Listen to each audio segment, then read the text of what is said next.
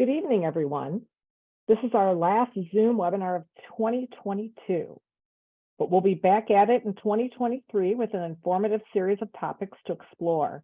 For those who watched our symposium last year, inviting biodiversity into our gardens, that series will return on Wednesday, January 11th, with session 1, Designing for Beauty, Biodiversity, and Habitat.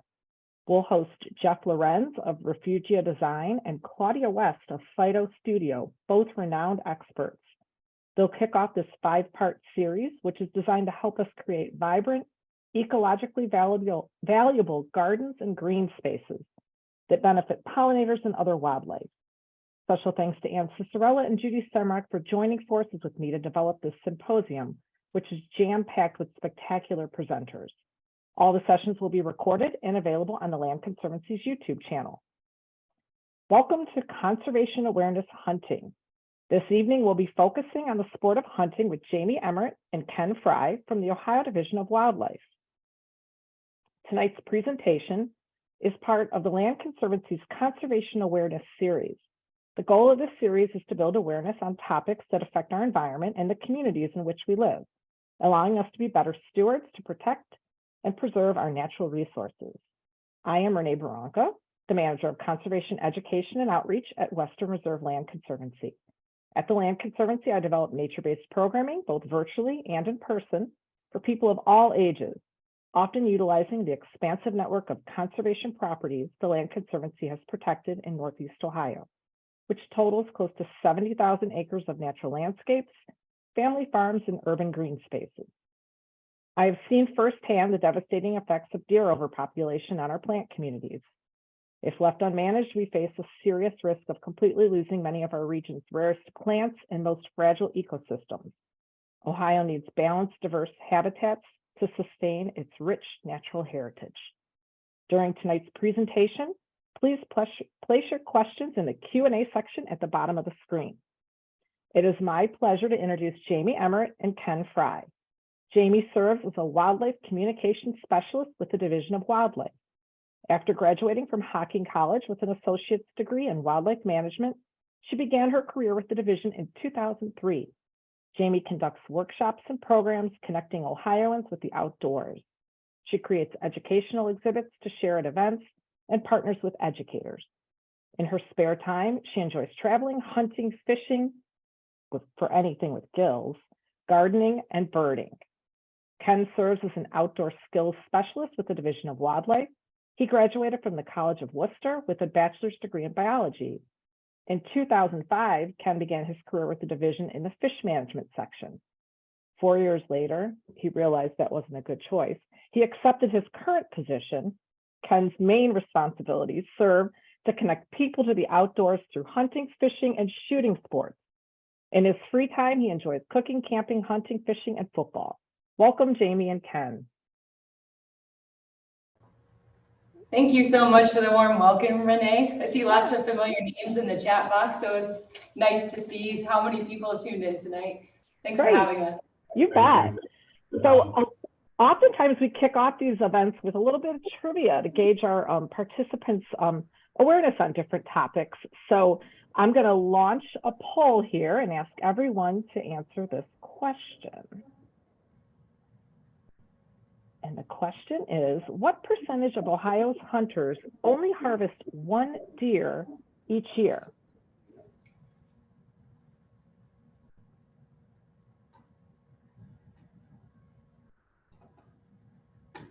Oh, it doesn't work. Won't let me do it.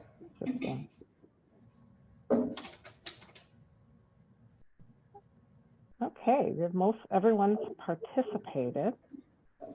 So I'm going to end the poll and share the results. And the answer is 75%. That's 400,000 of Ohio's hunters only harvest one deer each season. Okay, so now we're going on to question number 2. How many pounds of venison does an average white-tailed deer yield?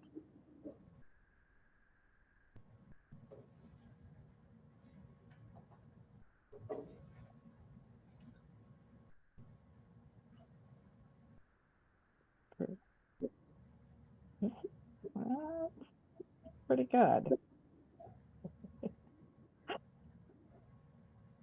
Excellent. Most people got it right. The correct answer is 50 pounds. On average, you can yield about 52 pounds from one deer. Excellent. Well, thank you all for playing along, and I'm going to turn the show over to Jamey and Ken. Welcome. Thank you. We got some smart cookies in the crowd. Hopefully we can still educate you. As intelligent and knowledgeable as you've proven to be so far, I'm sure we can bring some more stuff to the table. So thank you for taking the time, everyone, to tune in tonight. It's a privilege for me and my colleague Ken to present to you this evening. For the next 45 minutes or so, Ken and I will share with you information about hunting in Ohio. Our objective is simply to educate you from our perspectives about how and why people hunt. We are two wildlife professionals who not only support and promote hunting in our jobs, but we are hunters too and have been for much of our lives. We ask that you listen and consider what we have to say about how hunting can truly benefit wildlife and people. We recognize that hunting is an emotional and controversial subject, and we are not here tonight to try and change your minds if you disagree with us partially or even entirely. The hunting debate may never be resolved. The two sides will continue to debate safety, effectiveness, and cost, but will probably never agree on the ethics of killing wild animals for food, for wildlife management, or recreation. We are here to have a conversation so we can listen to each other, ask questions, provide answers, and learn more from one another. Legitimate arguments abound for and against hunting, whether the purpose of hunting is to prevent or reduce sociological or ecological conflicts, or for sustenance. The arguments may be between people who are for or against hunting, or even between hunters with varying opinions. For many people, the issue is complex, particularly for those who are and intend to remain meat eaters. After participating in our program, you may find yourself leaning strongly to one side, or you might find that you're still unsure, and that's okay. With that said, thanks everyone for tuning in, for your attention, and let's continue. All right, we're back in business. So to kind of pick up where Jamey left off with her intro, we also want you to know, between Jamey and I, we have well over 50 years of experience hunting, and we will be the first ones to admit that we still learn every time we go out in the woods, every time we pick up a book or magazine to read about hunting. So to be able to kind of cover everything that encompasses hunting, and specifically hunting in Ohio, it's just not going to be attainable in an hour program here. So just want to throw that disclaimer out that what we're showing you are what we feel are some of the most important aspects of it, and we really just want to highlight those here in this program. And we're happy to make ourselves available later too. If it's later tonight, you want to continue to have conversations, or you want to reach out to us at another point, have additional conversations and ask questions, especially after you process all this stuff, please, we'll share our information at the end where you can reach us either by phone or email, and we can continue this conversation. So with that said, you might be wondering, who is the Ohio Department of Natural Resources? You may have heard of our agency before, but you don't know exactly how that works and how Ohio Division of Wildlife is different from or similar to ODNR. And our ODNR is our mothership, so to speak. So you can picture it like a big umbrella, and underneath that umbrella are all these different agencies tasked with the protection of our natural resources in different ways.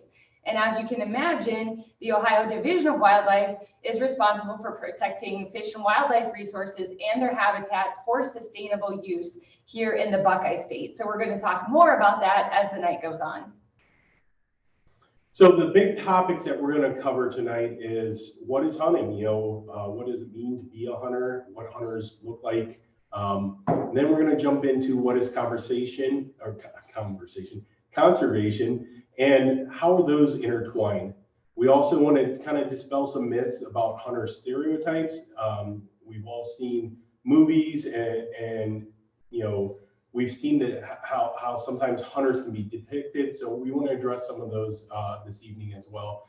And the real main point, or the thing we really want to drive home, is to showcase how hunting positively contributes to everyone especially here in the Buckeye State. So just real quick, do want to point out, if you guys see the furry friend up there, that's my love of my life there. That's Timber. And that was his first pheasant hunt, and he did incredible on that retreat. The PowerPoint now, Renee? Yes, we can. All right. Perfect. So the slides you missed. So we started out, we're talking about ODNR and Division of Wildlife, and that's timber. We don't want anyone to not see timber. And so we covered that stuff. So now we're going to dive in. We're going to pretend like nothing happened and continue on. So where we're going to pick up is we want some feedback from the audience. We want to know if you were to define hunting, how would you define that? So if you can put those responses in the chat box, Renee's going to pick through some of those and read some of those responses off for us here in a second. Sounds good. We should have had everyone doing this while you guys were offline. Yeah, I was too stressed to think of that. Too bad we didn't just get to the question about what is hunting. Okay, well, the pursuit of game for sport and sustenance. Obtaining your own food. Someone specifically said hunting deer or pheasants for food.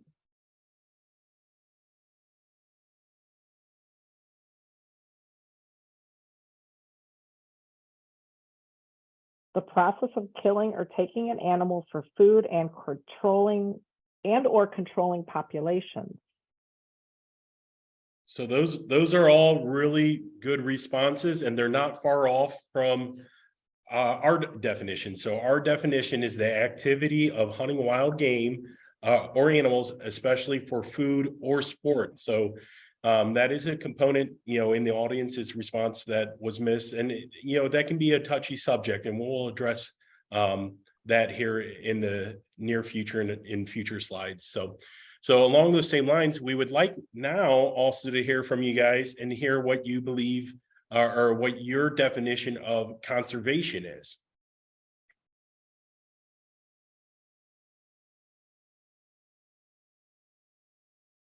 That's a tough one, you guys.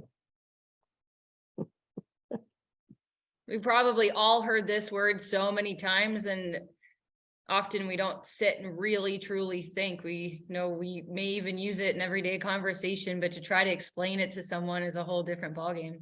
So here's some interesting topics, interesting definitions. Someone said control of environment, only taking what is needed, the wise use of natural resources, optimizing biodiversity for sustainable future,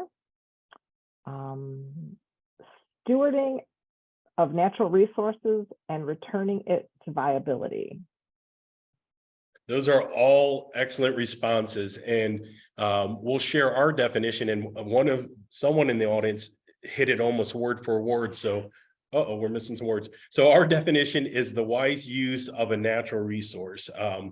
And as we kind of work through these definitions, keep in mind that everyone, these are kind of what the division recognizes as definitions, but each individual hunter has their own definition of hunting and what that is. And conservation, can vary depending on your personal beliefs and things.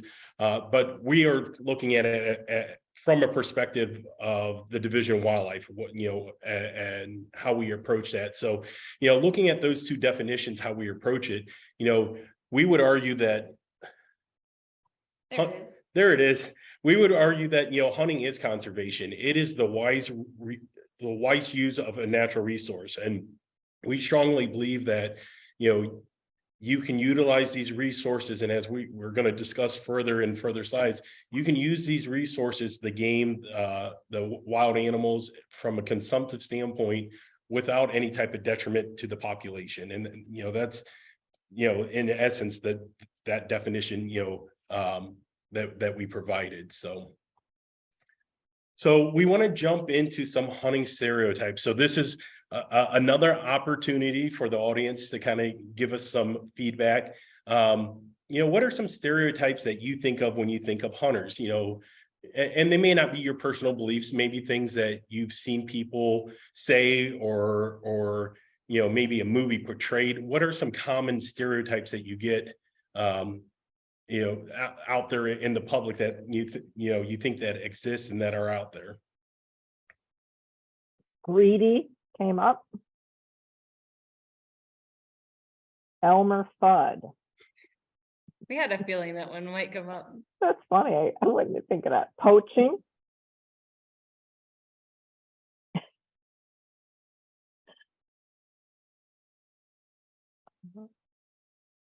People who compare hunters to poachers. People who don't care about the rules or limits. Big money hunts. Canned hunts. You should go. Okay. I don't. Oh. Those, sorry, our alarm's going off. One more thing to deal with here. So those are, common stereotypes we run into. I mean, you see it sometimes portrayed in movies or sometimes local media or there's a variety of different stereotypes out there. And, when Jamey and I were working on putting this presentation together, she found this image, and it was one of those ones that just struck me. Common, stereotype is that there are, hunters are uneducated people from the hills, from the country. And, it couldn't be further from the truth. And a lot of those stereotypes that you guys hit there, we're going to address some of those and discuss some of those. So, our hunters that we have in Ohio come from all walks of life. And as can be seen in this map here, the distribution of where hunters are from in our state, I actually probably, contradict, that stereotype. If you look at the darker areas of this map represent higher population or a higher license sales in those areas. And if you look at all those areas, they're centered mainly around cities or urban centers. You have Toledo, Akron, Canton, Cleveland, Youngstown, Columbus, and Dayton. I mean, if you look at all those counties, they're pretty full there. They're pretty dark. So I'm pretty sure you guys can all recognize this image. This is the shoe. If any of our audience, if any of our audience has been there, you can tell just how massive and how big this stadium is. It just feels, enormous when you're inside. Just to kind of help put it in perspective, so this stadium has a seating capacity of about 105,000. So if we were to take all the hunters that we have, licensed hunters in Ohio, and fill a stadium, we would have to fill this almost 3.5 times. So we're sitting at about 350,000 licensed hunters. Now I say licensed hunters because in Ohio, it is permitted as a landowner to hunt without a license. And so those numbers are kind of a little bit more difficult for us to track. But landowners still have to follow all the regulations that a licensed hunter must follow as well. So just because a landowner doesn't have to obtain a license by purchase, that person still has to follow the seasons and the bag limits, which we'll explain that in just a second, and all the other stuff that applies. So that person is not treated any differently than a licensed hunter in that regard. Thanks. Nobody likes stereotypes. I think it's safe to say. And I don't know how many times over the years I've been asked, what are you doing out in a tree stand? You should be shopping. That's what women do. I certainly don't appreciate those comments.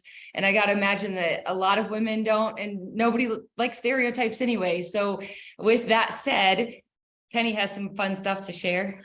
So, one of the big stereotypes we run in is hunting's for the boys. That, it's a man sport, and, maybe historically there may have been some trends or truths that kind of point towards that. But in recent years, it couldn't be further from the truth. We've seen trends where females are actually our largest growing demographic in terms of participation in hunting.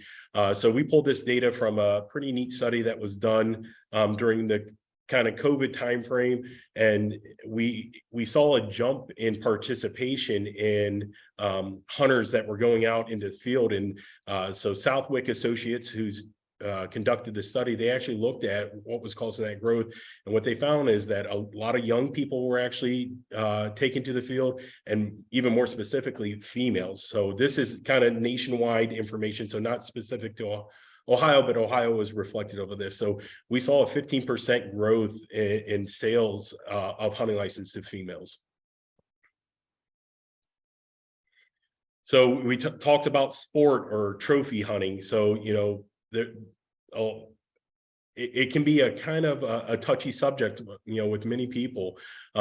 So the one thing we want to drive home with this stereotype is, you know, just because someone may appreciate, you know, the size of antlers, it doesn't necessarily mean that they're not utilizing the resource, the meat that is coming from that animal as well.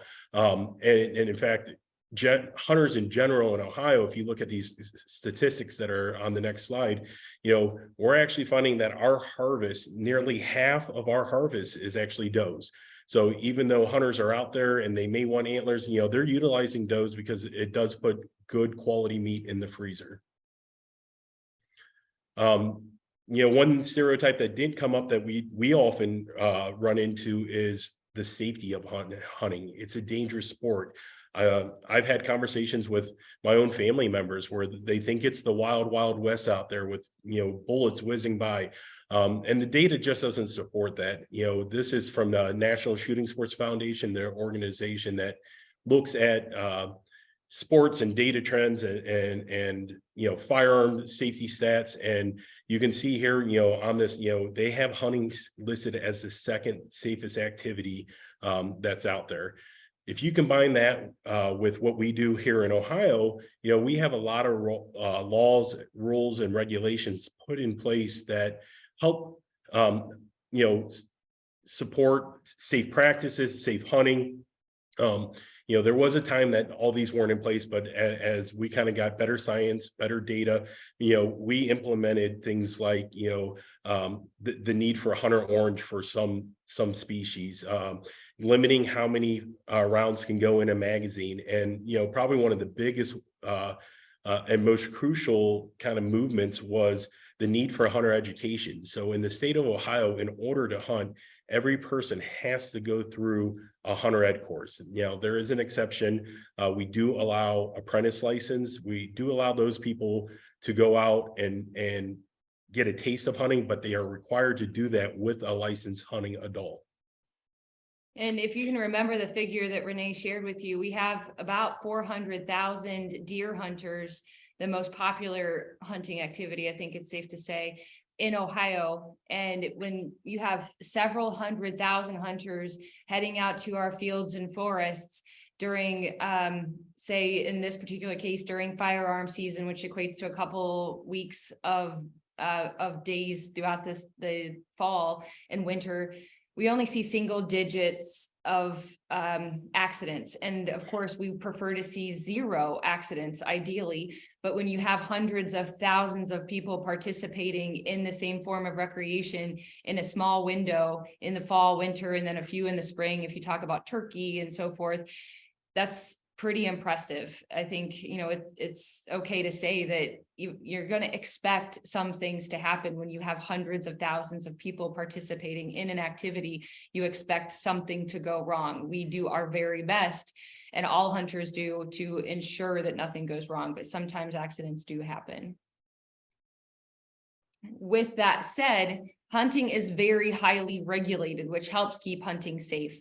And if you've ever heard or not heard of Hunt Fair Chase, this was a program developed over 100 years ago. So being an ethical hunter is not something new. And this was developed by Theodore Roosevelt and friends of his who developed the Boone and Crockett Club. And this program, Hunt, Fair, Chase, encouraged hunters to be ethical by standards developed for the program. So for any of you fellow birders out there, you're most certainly familiar with the American Birding Association's Code of Ethics. We have all these steps that we take as birders to make sure that we treat the birds right, we treat each other right, we treat landowners and other things as best as we can. And Hunt, Fair, Chase encourages the same things. It encourages hunters to be safe and moral and ethical, and to treat the wildlife with all the things that they should be treated with respect to value and that sort of thing. So you can learn more by looking it up, but that's the gist of it. So like I said, this has been around for over 100 years, and we can attest to the fact that we're around hunters all the time, and hunters are ethical and respectful people as a whole. You won't find that in a lot of movies that portray hunters and hunting. So I'm going to tell you something that might surprise you. You can't believe everything you see in the movies, just like you can't believe everything on the internet. When I was young, I remember watching Bambi, and having grown up with a father who was an avid hunter, I remember looking at him and asking him, why are they hunting deer when there's spots on the babies? That doesn't make sense. And because that's not true. In Ohio, you're not likely to see a fawn that has spots in the fall. I'm not saying it's impossible, but fawns are born in the spring and summer, and they lose their spots as they grow older. And our regulations do not allow for deer to be hunted in the spring and summer months. So that's just one of many examples where movies don't help hunters look very good in real life. And then also something to keep in mind is, since hunting is so regulated, hunters are on the front lines to ensure that those regulations are enforced. Please don't confuse hunters with poachers. Poachers are entirely different individuals who don't have values, who don't follow rules. And that doesn't just apply to hunting. A lot of people who poach are involved in all sorts of bad things. So when a hunter who is ethical and values other hunters and values nature, sees an injustice, a wildlife violation, they're the first to call a wildlife officer, to call our law enforcement and report that injustice. So we catch a lot of poachers and a lot of people completing wildlife crimes because of hunters on the front lines protecting the resource. So along the same lines, we mentioned how hunting is regulated. So this is some images from our hunting regs, and we're not going to dive too much into specifics of the seasons and what's there, but I do want to go over some general terms so you guys are aware of those, maybe if you're not familiar. So in Ohio, we do have hunting seasons, and what that is a time frame when you're legally allowed to pursue that wild game. These are put in place, and these dates, aren't just randomly drawn. They are picked with kind of the best science practices in place to kind of allow for, certain, animal behaviors that need to take place, mating season, things like that, to ensure that these populations continue to thrive, continue to be successful. And along the same lines, we have some of these species have bag limits, and what a bag limit is the amount of animals that are allowed to be taken either on a day or a season type basis. So we constantly review these regulations.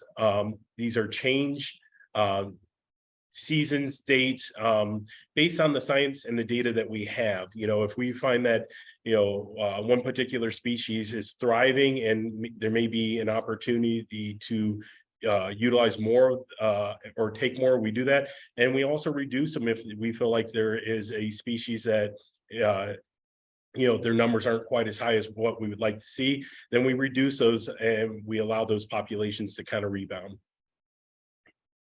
Does anybody recognize this gentleman? I hope you do. He's a champion in the world of wildlife conservation. If you don't know who this is, it's Aldo Leopold, who is responsible for a Sand County Almanac. This is a book that I feel like everyone should read, at least every wildlife enthusiast should read. I read it every year because it's such good information, and it's not a long book. So please pick up a copy, call me and I'll send you a copy. I have many because I loan them out whenever I can, because this book is about proper land ethic. And Otto Leopold was before his time.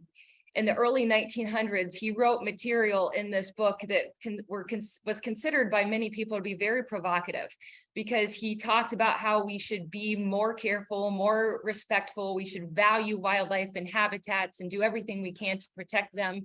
And it was information that not a lot of people were thinking about, or at least willing to say aloud.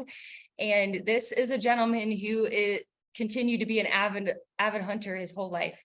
And in fact, was killing predators, because that was what everyone back then in his world thought was the answer, is to remove predators off the landscape. They were a threat to so many things, livestock and so forth. And he finally had an awakening and said, this isn't right. This isn't what we should be doing. And so this person was a hunter, conservationist, birder, just all around naturalist who really valued wildlife. And Otto is representative of so many hunters I personally know today. Another good representative is, of course, I'm sure you recognize this gentleman. This is President Theodore Roosevelt, who was also considered a very avid hunter. He hunted many days of his life and enjoyed it very much, but he was also a birder. And in fact, I read an excerpt from this book, The Wilderness Warrior, about the time that he walked into a cabinet meeting. He was late to the meeting, which is very unlike President Roosevelt. And he walked in and said to his cabinet members, "You will not believe what just happened. Do you know what just happened?" And they were all flustered. They were concerned that something really bad happened in the United States, and they didn't know what it was, and they didn't know what to make of his statement, when he revealed that there was a chestnut-sided warbler outside the doors of the building where they were holding the cabinet meeting. And it was February in Colorado. This is absolutely a miracle. And he was so excited. And this was the other side of Theodore Roosevelt, is how much he appreciated nature. And that is what a hunter is, in so many respects, someone who respects, reveres, and appreciates nature in all forms. So these conservationists that we just mentioned realize the importance of protecting this resource. And back in 1937, we had two legislators that also recognized this. Sports men and women came to these legislators and said, we need to find a way to help fund and protect these resources. And so these legislators got together and proposed what is now known as the Pittman-Robertson Act. And so if you guys can kind of follow along on this wheel, we're going to start on the far right side where it says manufacturers. So the way this money flows is manufacturers pay an excise tax on the equipment that they sell. Companies that sell motorboat fuel, they pay for that in advance. When those items are sold to the general public then pays that tax. That money is collected, if you follow on the bottom right, money's collected by the U.S. Fish and Wildlife Service, and they then decide how to reallocate that money to the states. And there is a formula that has a variety of variables in it, but one of it is license sales in that state versus the population. So when that money is then received by states, they have to use it for specific programs, for specific projects, and all those items that these states put together, these programs, these improvements, are then a benefit to the user who initially paid it. So it is a user benefit system. So on this one, you can also notice, just a little side note here, it does mention the fishing, boating side of things. So a few years later, in 1950, there was another set of legislators, Dingell and Johnson. They proposed a very similar piece of legislation, and so that allowed for funds kind of on the aquatic side. And we kind of a lot of times when we talk about it, we combine those together, and that's why you can see that logo for sport, fish, and wildlife restoration in the middle. So looking at this revenue chart, so this is the revenue chart for the Ohio Division of Wildlife in 2022. Pretty impressive. If you look over on that left-hand side where that 25% is, That's how much funds were dedicated to Ohio through Pittman Robertson and Dingell Johnson. So if you look at that, almost $18 million came to the state of Ohio through just those acts of legislation. If you combine that with the other fishing license, hunting license, deer permits that we have, almost actually more than 75% of the division budgets just is supported through hunting, fishing, or shooting sports alike.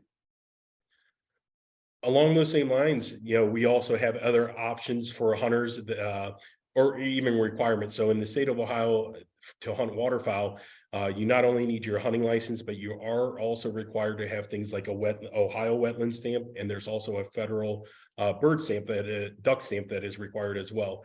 So these are other sources of revenue that hunters are bringing into the state, and we do all kinds of work with these. We do land acquisitions, we buy properties throughout the state that are sometimes intended with hunters in mind, but there are other ones that we use as multi-purpose, and all basically everyone has the opportunity to kind of reap the benefit of these purchases.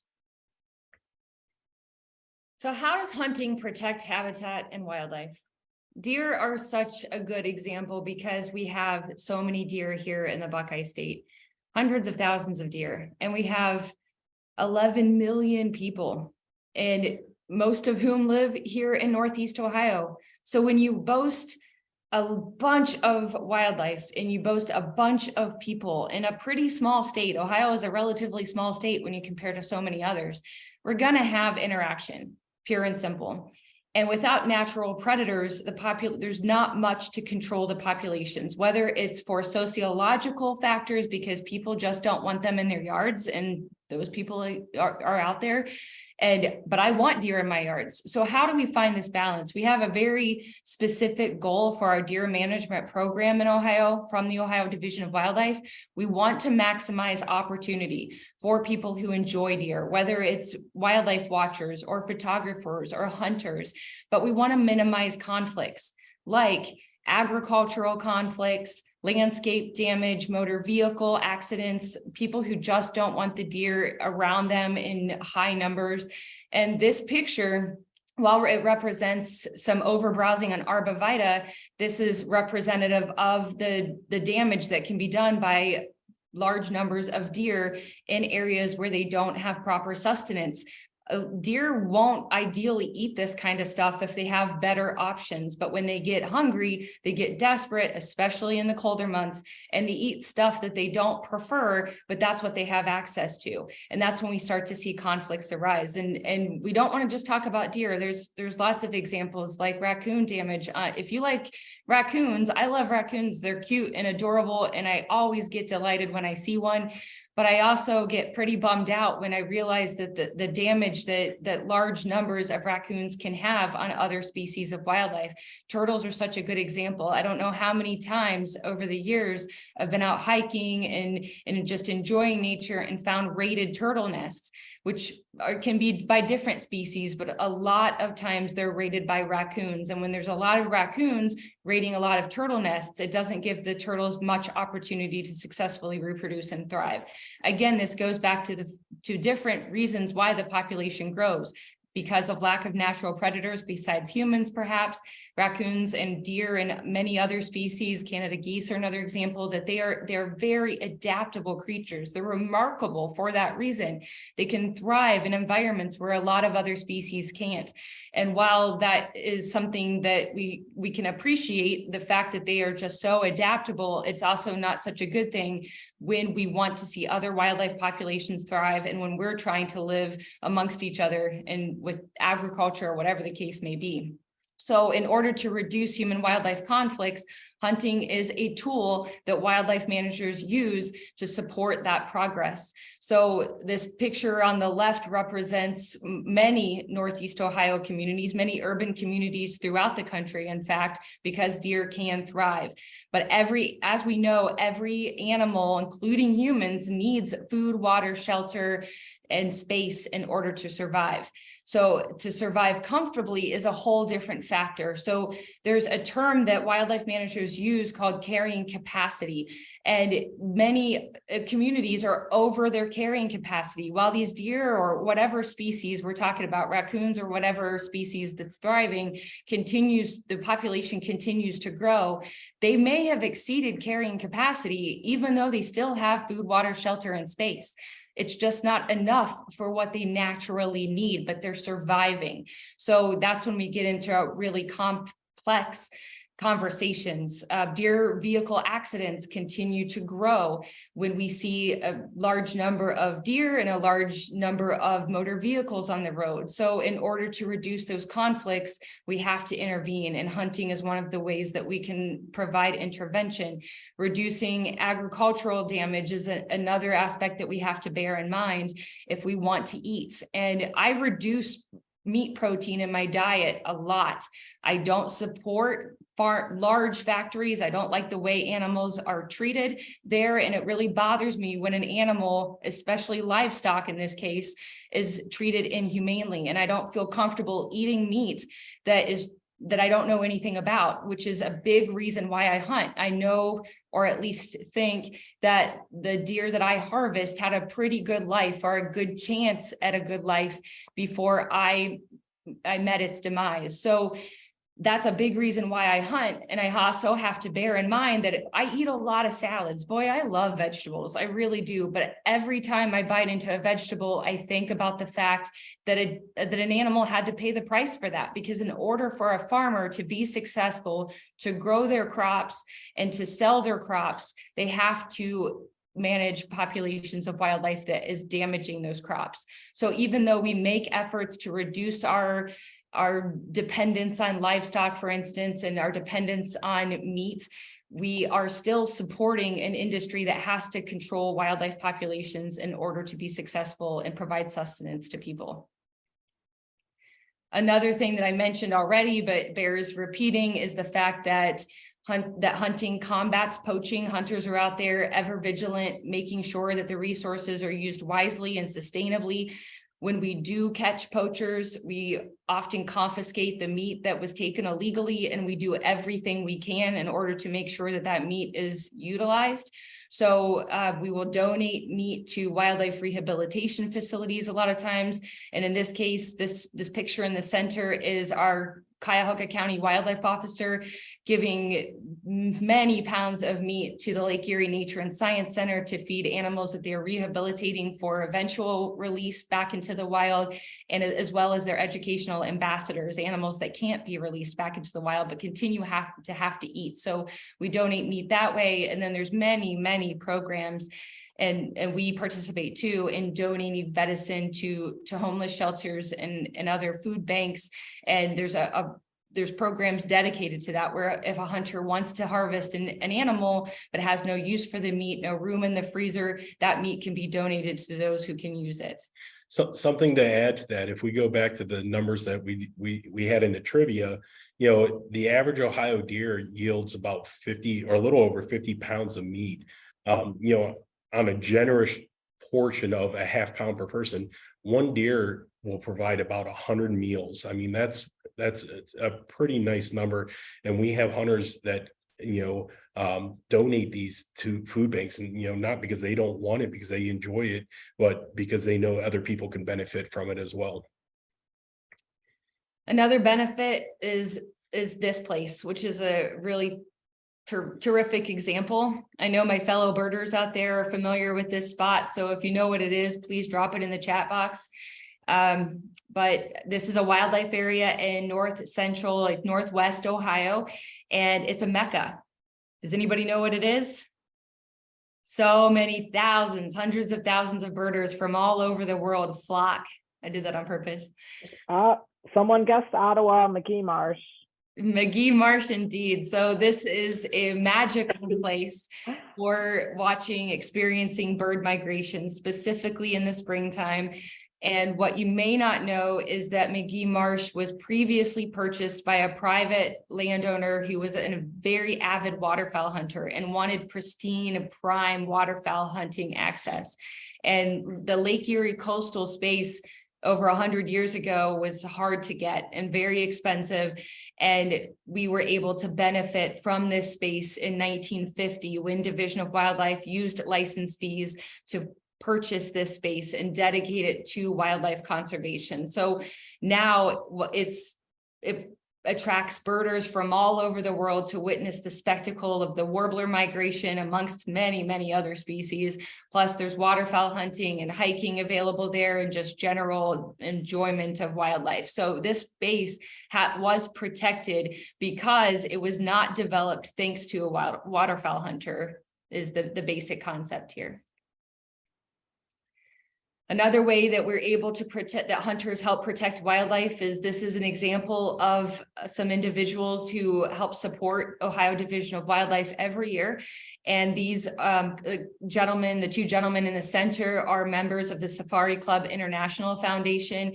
They help host banquets every year, and the banquets are attended by hunters who they're already giving money in the form of license fees and permit fees and excise taxes, but the buck doesn't stop there. They attend many events throughout the year to continue to help with funding, and the Safari Club donates us very important equipment every year. And in this particular case, this is a picture I snapped of the members donating to Division of Wildlife trail cameras, which is what several of the gentlemen are holding. These trail cameras help us watch over our wildlife areas when there's people who misuse our wildlife areas, like timber theft is a really big deal for us. And plus to catch poachers and people littering, because we most certainly don't tolerate littering on our wildlife areas. And we were able to get that equipment thanks to the funds from Safari Club International. And my colleague Alan there is pictured holding a chainsaw. They donate us equipment so we can do wildlife habitat management. And in this case, the chainsaw was intended to try to control invasive species so we can open that space for native species to thrive, which will benefit all species of wildlife. So hunters are a lot of times we talked about them being the front of picking up poachers and providing that information to our officers. We also rely on them a lot for data. Various opportunities are out there. So, in these pictures, you can see some data that we are collecting, and these are samples that we were able to get from hunter harvested deer.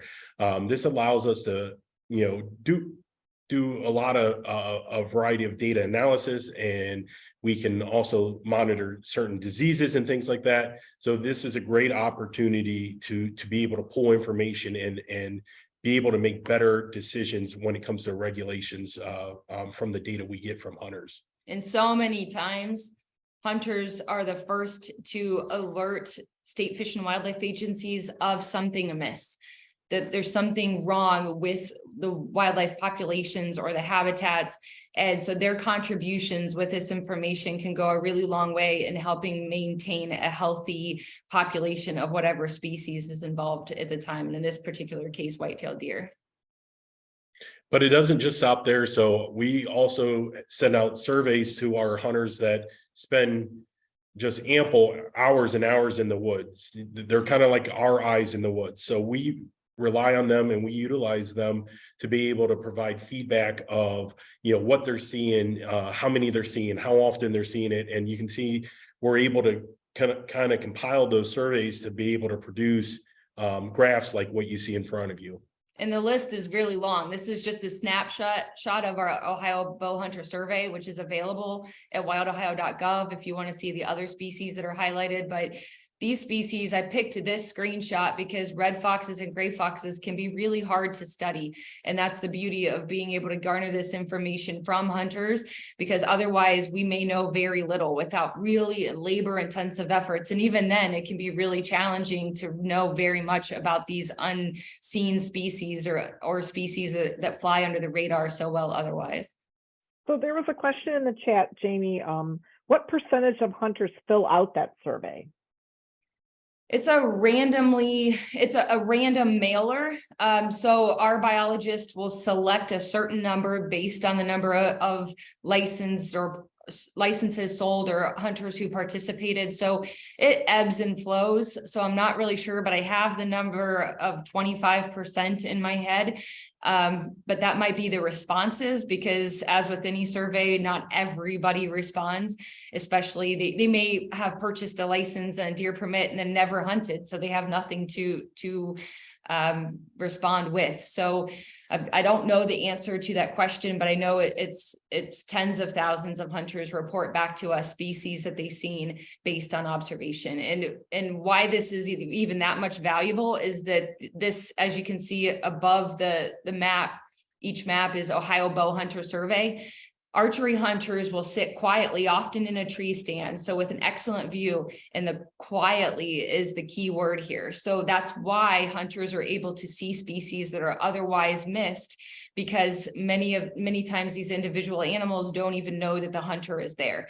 We hear these stories all the time about how well hunters blend in, which is their purpose of blending in with camouflage, being quiet. And that's why we're able to see so many really cool things in nature, is because we're remaining quiet, when otherwise I'm never quiet. I don't know when to shut my trap, but when I'm in a tree stand, I'm better at it because there's nobody there to talk to. So I'm just communing with nature, being quiet, and then graced with the opportunity to see some really cool stuff while I'm at it. To kind of drive that home, I just to share a personal story. So, I was in the woods in a tree stand, kind of overseeing a field, and, relevant to the slide, lost track of the hunt because I had a fox come out and proceed to mouse the field, looking for dinner, basically, for about 20 minutes. It was quite the experience. Yeah. Hunting is an important wildlife management tool now more than ever, really, because we don't have natural predators on the landscape like we did hundreds of years ago.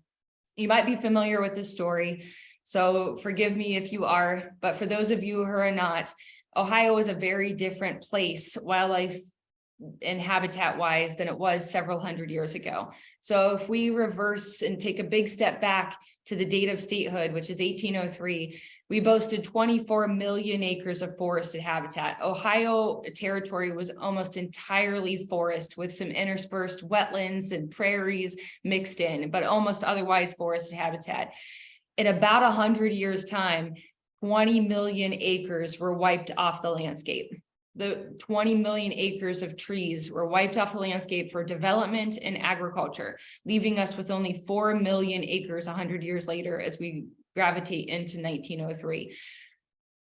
Predators were not a species that were welcome by farmers, especially, but families did not feel safe with species like wolves and mountain lions and black bears hanging around. Bison were eliminated, elk were eliminated, some because of unregulated hunting laws didn't exist and were certainly not enforced back then, but also because of habitat loss. These animals could not thrive in a lot of cases because the habitat wasn't there to support them. So without these natural predators, we have to implement wildlife management tools to help supplement that. And in this particular case, hunting helps take place of what natural predators would be doing. So we kind of talked about hunting and the experiences, and one thing that I think a lot of people don't realize or may not realize is how much hunting fosters kind of this deeper appreciation for wildlife, nature, what's out there. I'll be the first one to admit I grew up in a very strong hunting centered family and not as much nature based initially. And as I kind of dove into hunting more and was around people that hunt, I found this deeper appreciation and found that I wanted to learn more and investigate more. And one of the stories that every time I think about it, this just hits home with me is I was early morning in the woods, spring season turkey hunting. And during that time frame, sorry, we're having some technical difficulties again.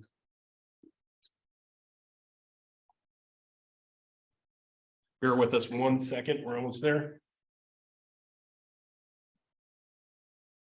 So let me rehash that one. So it's spring season. It's dark. Get in the woods. A lot of times, you get into the woods prior to the sun coming up, and there's this quiet calmness in a woods. It's something you can't explain. You just got to kind of experience it. And as the sun kind of comes up on the horizon, everything starts to come to life. You start hearing things, and there's movement, and then you start to hear calls in this. And while turkey hunting, the goal is to be camouflaged so your presence isn't known. And so I'm sitting there leaned up against a tree, holding still, and all of a sudden I have a little bird laying on my knee. And this bird proceeded to call its little heart out. What seemed like hours. I mean, it felt like hours. In reality, it was probably only seconds, but it was there just yammering away. And it ended up flying off. And I was so excited in that moment. I wasn't even consumed, or the thought of the hunt wasn't even on my mind. And I couldn't wait. I couldn't wait to reach out to someone. So I ended up proceeding back to my vehicle, and I called my friend, because she's my bird expert. And I shared the story with her, and I was like, oh my gosh, this is what he did. This is kind of what it looked like. Here's what I thought the call sounded like.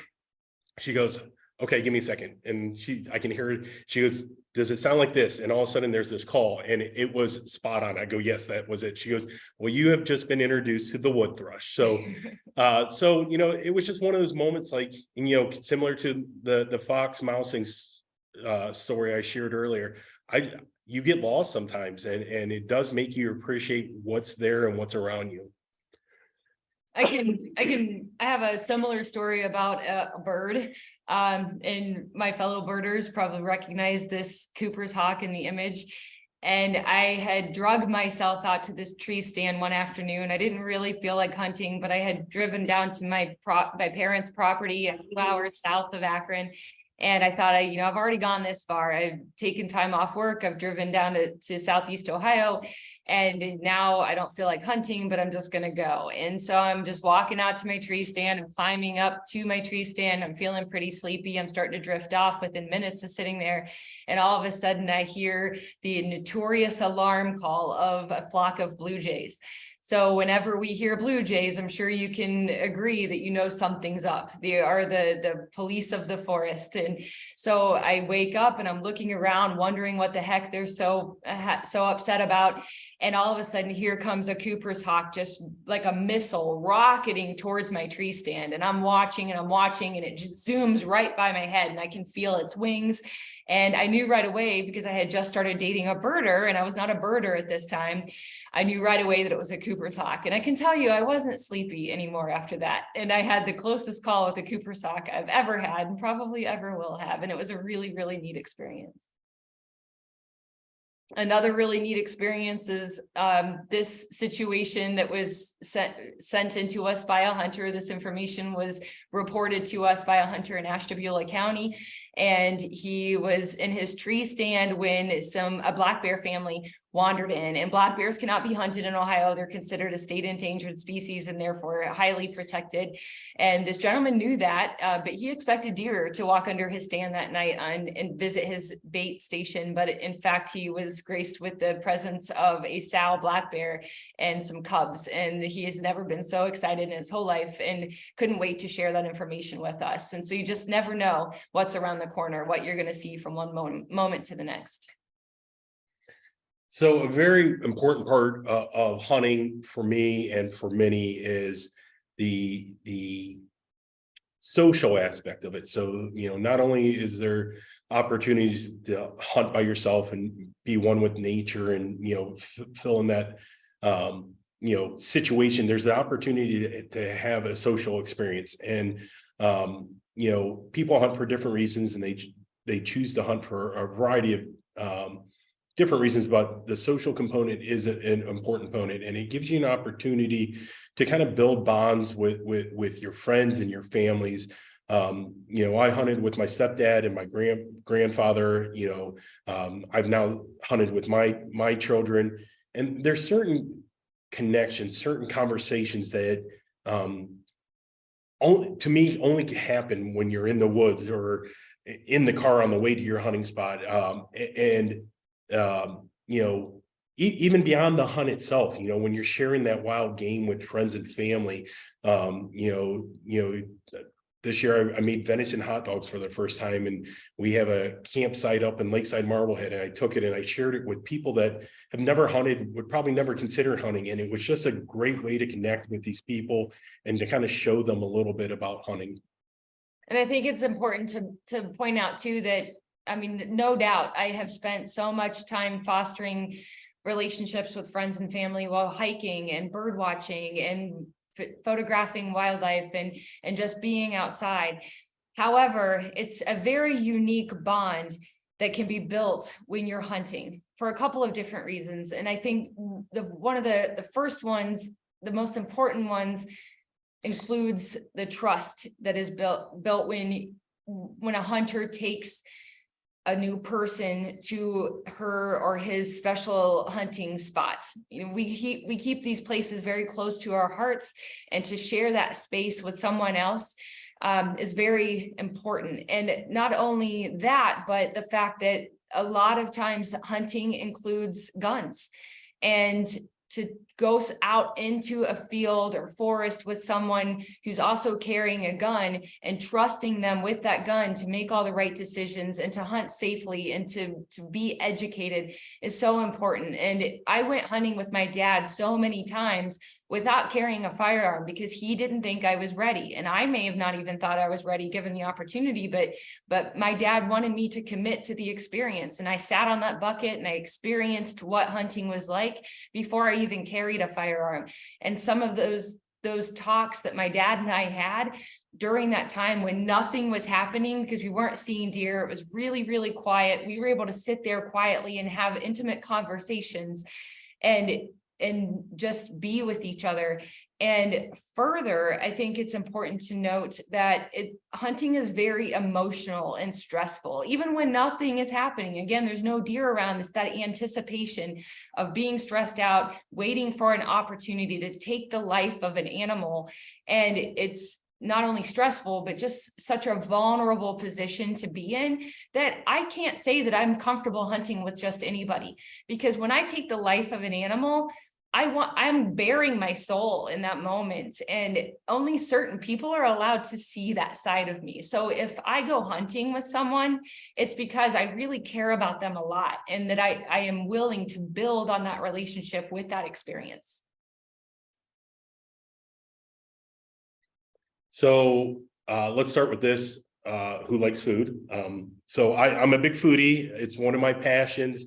And the division has actually allowed me to kind of combine a few of my passions together, hunting and food. In the bottom right picture, we have a dish that I just recently made. It will be available in our cookbook, which I'll talk about later. But this is a dove bites. So this is a pan-seared dove on top of apple chutney with smoked Gouda and crostinis.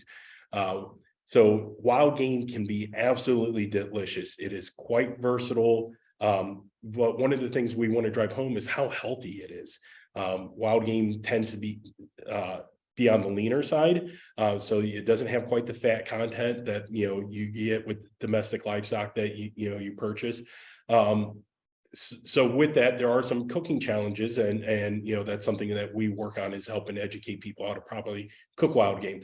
But along that same aspect, hunting is a healthy lifestyle. I mean, there's a lot of benefits, to your health, when you take to the fields, when you participate in hunting. Some of the obvious ones, obviously the activity itself, being up and moving.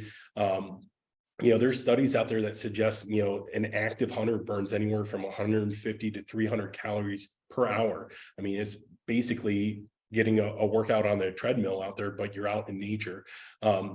Fresh air, being out in sunlight, vitamin D, all those things are great benefits, and hunting really promotes a healthy lifestyle.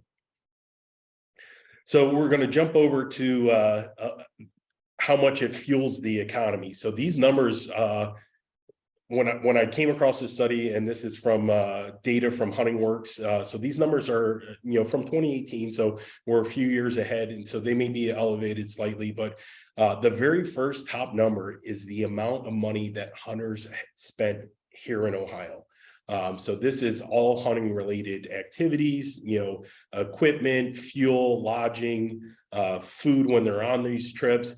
So, the amount of money they're pouring into our local economy equates to $854 million. That is a major boost to not only major retailers, but a lot of these funds are going into smaller towns, gas stations, restaurants in those areas, so these are supporting a lot of local business.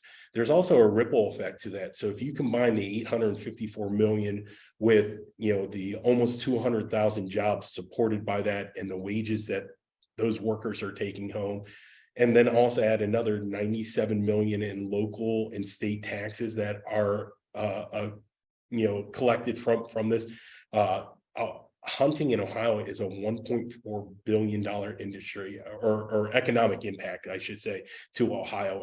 I mean, that's just an astounding number when you think about it.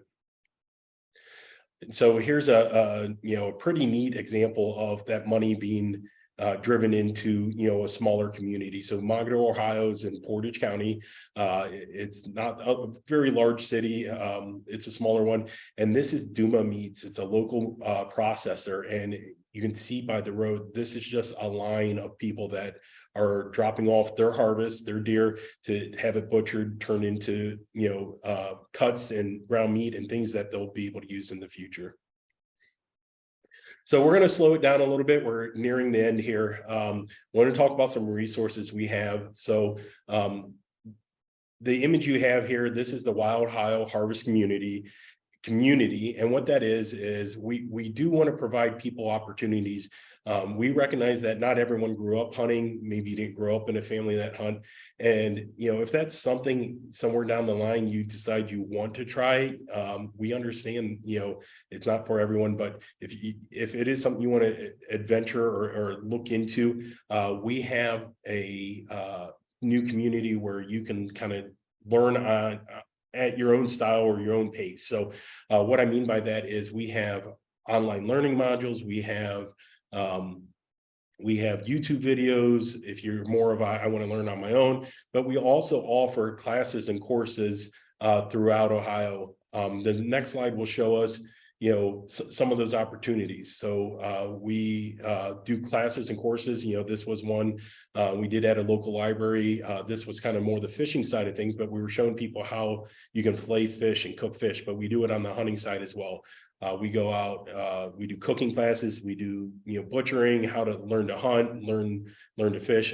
So all these resources can be found on our website. So if you have your phone handy and that's something you might be interested in, the QR code here takes you directly to our events page.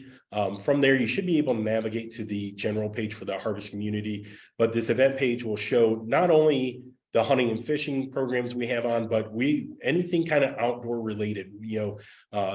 That's what's really neat about this community. It's not just hunting and fishing. We want people to enjoy foraging and a continuation of the wise use of those natural resources. One other resource, we kind of hit on here was our hunting regs.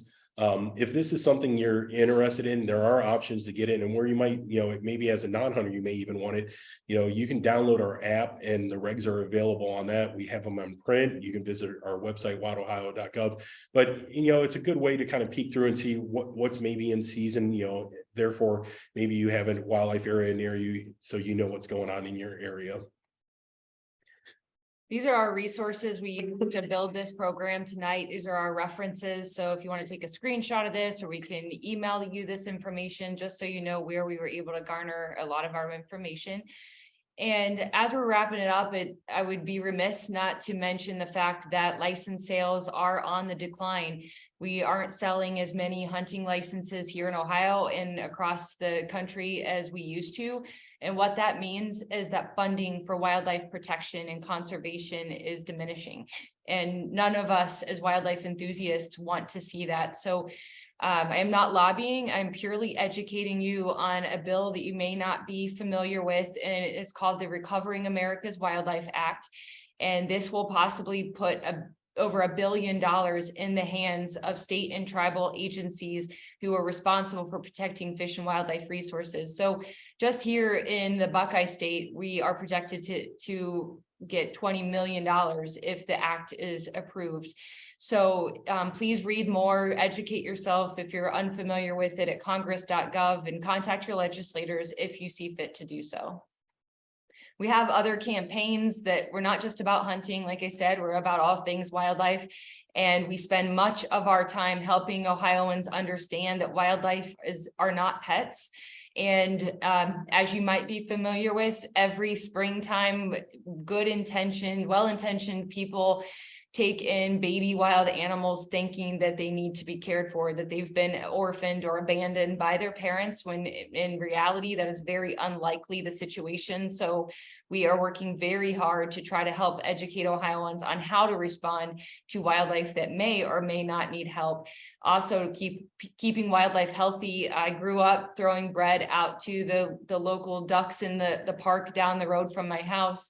And then I grew up and realized that that was a really bad idea, because it doesn't allow wild animals to grow up big and strong and healthy. So we're trying to help educate Ohioans on how to keep wildlife wild, and protecting box turtles. Populations are declining for box turtles somewhat because of habitat loss, but a lot of people are taking them in as pets because they think they're rescuing them. Maybe the turtle was crossing the road and they thought the turtle was lost. So education is very powerful, and that's what Kenny and I spend a lot of our time doing. Our colleagues spend a lot of time educating Ohioans. So if you find these posters helpful, please pass them out to anyone you know. We have sent them out to all sorts of educational facilities and vet clinics and anyone else who may be interested in this information, but these posters are available at wildohio.gov. So as we wrap it up, we just want to summarize some take-home messages. And one being that hunting is highly, highly regulated. There are seasons and bag limits like Kenny shared. And we want people to know that you can't just go out wantonly harvesting and killing wildlife. There are regulations that everyone in Ohio has to follow. We also want you to take home that hunters by and large are ethical. Hunters, want to abide by the rules. They help us in so many ways. And they're a vital part of what we do as an agency. And to that end, hunters value, respect, and revere nature to the nth degree. As I kind of mentioned, their importance, they help us, and they're an important supplement to proper wildlife management here in Ohio. And of course, wild game is an important protein supplement, helping us possibly lessen our dependence on livestock, at least for those of us who eat meat. And so it like Kenny pointed out earlier in the program, hundreds of thousands of pounds of wild game protein supplement Ohioans' diets every day. They also just pour tons of money. I mean, we talked about the figures and the numbers. They are helping boost a lot of our economy. They bring a lot of money to small towns here in Ohio as well. And hunting is conservation. So to kind of wrap things up, we want you to realize that we as an agency recognize that hunting is not for everyone. It is a choice, and we respect all decisions in that regards. Our goal tonight wasn't to try to convert anyone to a hunter here. We just wanted to simply provide you a snapshot or a peek into the world of hunting. And with that, we'll answer any questions that you have. And before we get that part, thank you everybody for your patience. We seem like such amateurs, but it was just a rough night. I don't know what happened, but I think the satellites are acting wonky or something, but we really did prepare very, very hard. So I don't know what happened, but what I do know is how much we are grateful for your patience and understanding. It's fine, Jamey. And the good part about the recording is that we can splice out that part. Excellent. Thank you guys so much. Hey, I have a question before I get to the questions that folks are asking. Is there still a wildlife stamp that gets sold every year? There was always a stamp, yeah. Yeah, so we offer a couple. So we talked about the Ohio wetland stamp as one option, but we also have a Ohio diversity stamp, wildlife diversity stamp. So that is something that's offered every year, and it's a kind of a unique way for maybe if you're not a hunter or an angler, for you to able to, make contributions to the division. And every year it features a new species. It's a pretty cool stamp. And it's not, go ahead. Sorry, Renee. I was going to say, it's worth mentioning that wildlife isn't just about protecting our game species. You do an awful lot of work to protect our butterflies and moths and birds and all other wildlife species in Ohio as well. Yeah, absolutely. The protection of one species is not the protection of only that species by any means. Everything is, as trite as it sounds, everything is connected. And when we are able to protect one species, so many other species that use that habitat, whether it's a field, a forest, an aquatic ecosystem, so many species benefit. And what's really fun about the wildlife legacy stamp is it's not really a postage stamp. It's not going to fit into your postage stamp collection. It looks and is shaped and formatted a little differently, but it features a different species every year. And that species featured is by a local photographer who wins the contest that particular year. So one year we'll have barred owls, another year we'll have a salamander, last year we had bald eagle, I think, and our garter snake did not fare all that well. We didn't sell a lot of stamps, which broke my heart. So please support your snakes. But yeah, many of the other species do really well.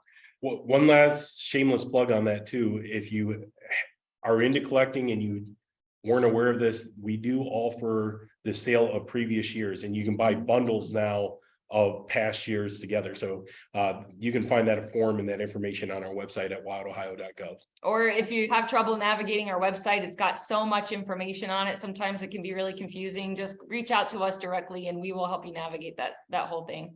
Excellent. Well, let's get to a couple questions. Here's a question about setting limits. How does the division set limits each year? This person thinks that the yearly take seems low. So we have biologists each dedicated to sometimes a particular species or maybe a group of species. Like we have a biologist who works on focusing on upland birds, for instance, and then we have two biologists who focus strictly on deer. Another biologist focuses on wild turkey. So there's many staff who have objectives within the realm of research. So with that said, there's varying ways that our biologists will work, not just on information that's gathered from surveys and from Ohioans, but neighboring states and neighboring fish and wildlife agencies, and they're able to take that all into account. We just had a conversation not that long ago, my colleagues and me, about sandhill cranes, for instance, because sandhill cranes are protected in Ohio, but that's not necessarily the case with our other states throughout the Midwest, for instance. And sandhill cranes, of course, migrate. So the cranes that are residents here, nesting here, spending their summers here, aren't always here. And they're traveling through states that are harvesting sandhill cranes legally because their populations are healthy and stable enough to support that. But we don't necessarily want our cranes harvested because it doesn't give us a chance to then learn more about them. So we have to work with neighboring fish and wildlife agencies or other state fish and wildlife agencies throughout the country, depending on where those animals go, if in fact they emigrate and immigrate. So for a species, when you think a species take might be low, for instance, it might be because of many factors that you're not considering. But we can definitely put you in touch with the proper biologist to explain that in much more detail than my brain can handle.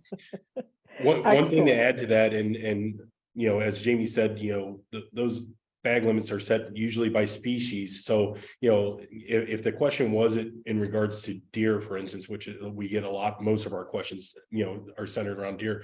One thing that I think is pretty neat that when I talk to a lot of people, they just don't realize, we do not manage deer on a statewide level. So we don't look at statewide the numbers. We actually look by individual counties. And that's why if you look inside the hunting regs, if you open it up, each county has a specific bag limit on what's acceptable. And so that's just something, I thought was kind of neat that, a lot of people didn't realize. And if I may tack on one more thing, I know that there's probably some folks in the crowd who are wondering, well, why are there so many Canada geese? This is a question that we get a lot, because you can in fact legally hunt Canada geese at certain times of the year, and yet they seem so abundant otherwise. And so when people call us really concerned about a large population of Canada geese on their property or in their communities, we have to bear in mind the fact that we can't build our own unique framework. We have to work with the national, the federal government. So we're not related to the U.S. Fish and Wildlife Service. They're an entirely separate government entity from us. But we work very closely with them because they look at the big picture. So they have, for species like waterfowl, for instance, that immigrate and emigrate, they have to look at the overall populations of where those birds are and where they go seasonally and what their population looks like as a whole. So we have to wait for the federal government to make up their framework of what they find reasonable hunting dates and bag limits and species that can or cannot be taken. And then we create our framework of regulations within the confines of that framework. So even though there seems like there's an overpopulation of Canada geese, it's not necessarily the same individuals day after day. Birds move around, they fly around, some are residents, some are not residents. And so it just really complicates matters. So something to keep in mind, but if you have more questions about that, we're happy to connect you with the right person to be able to give you even a more solid answer. Okay, great. Okay, here's a question. Has chronic wasting disease impacted hunting participation in Ohio? And are there any implications for management practices? So right now we haven't seen declining numbers due to that. We kind of talked about the natural decline that we have seen, but in terms of management practices, there are some actions we've had to take. So for those that aren't aware, we did find some positives in the wild up in Northwest Ohio, and our wildlife management team has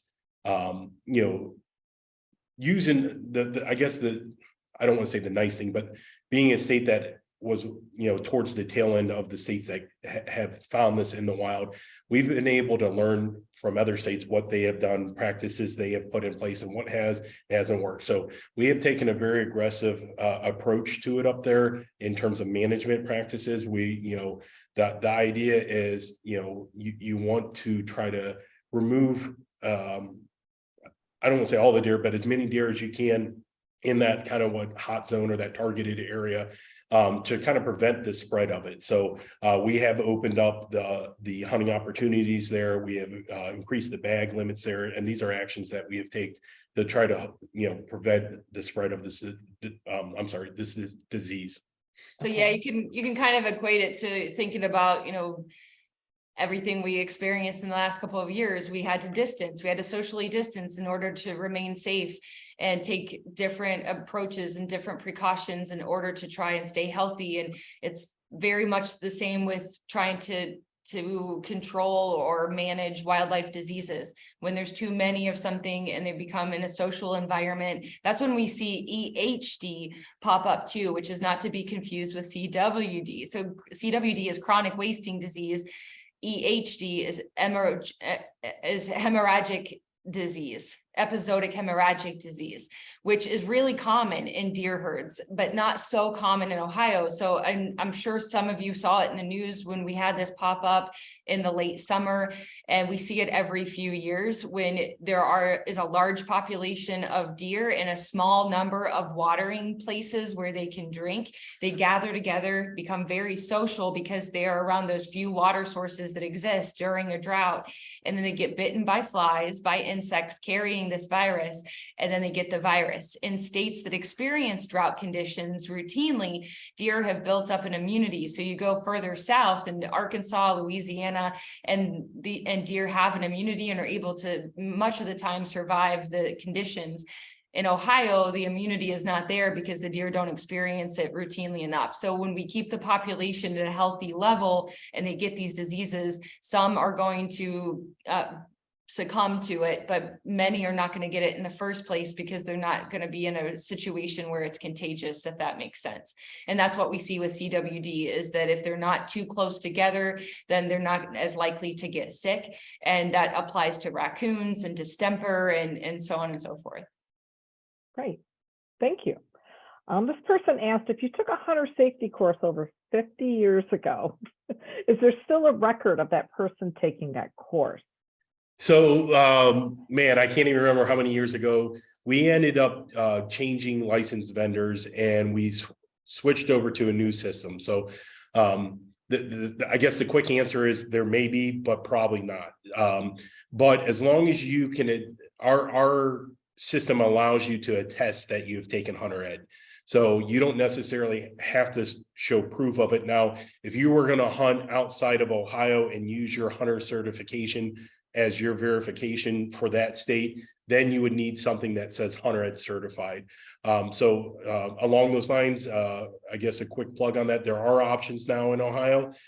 You can take a hunter ed course in person still, just what we've always had, a traditional course, but we also have an online option now. You can go on our website. There's a company we contract with, and you can take the whole course. There is a fee associated with it, but you can also take that course on your own pace, your own time, work around your schedule. So we're finding it is a very popular option for people of Ohio.